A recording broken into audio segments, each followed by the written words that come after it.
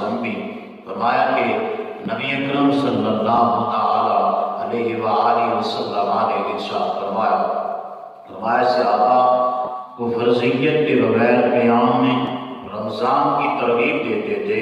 آپ علیہ السلام فرماتے جس شخص نے ایمان اور احتساب یعنی محاسبہ نفس سے کرنے کے ساتھ ساتھ رمضان کی راتوں میں قیام کیا، اس کے پچھلے سارے صغیرہ گناہ معاف کر دیے جاتے ہیں۔ وہ سارے گناہ اس کے صغیرہ جو تھے ان سے اس کی بخشش فرما دی جاتی ہے۔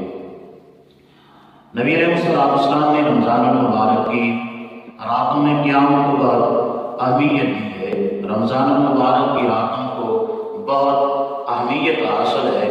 رمضان میں نماز تراویح بھی قیام اللیل کی ایک کڑی ہے کہ جسے قیام رمضان سے